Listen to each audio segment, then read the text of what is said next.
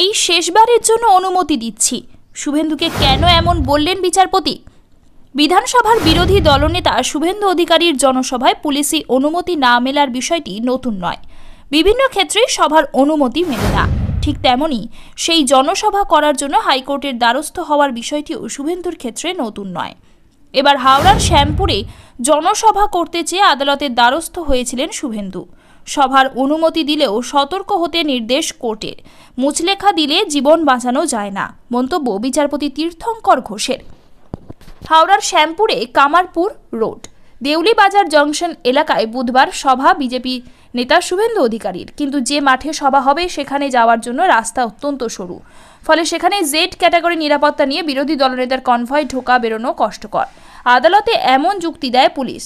পাল্টা আদালতে বিজেপির আইনজীবী সওয়াল করেন নিরাপত্তা নিয়ে কোনো সমস্যা হবে না, এমনকি মুচলেখা দেওয়ারও দাবি করেন তিনি। এরপর বিচারপতি তীর্থঙ্কর ঘোষ বলেন, মুচলেখা দেওয়ার পরও যদি কোনো ঘটনা ঘটে যায় তারপরও জীবন বাঁচানো যায়। ওই মাঠে 1000 লোক নিয়ে সভা করতে পারবে বিজেপি। শুধু বিরোধী নেতা ছাড়া আর কেউ গাড়ি নিয়ে মাঠের কাছাকাছি যেতে পারবেন না, সবাইকে হেঁটে যেতে হবে বড় রাস্তা থেকে।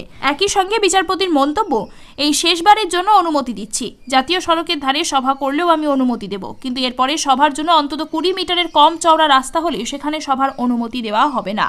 কারণ বিচারপতির যুক্তি, জেড ক্যাটাগরি ভিআইপির ঘটনা কোনো ঘটে গেলে পুলিশের কিছু করার থাকবে না।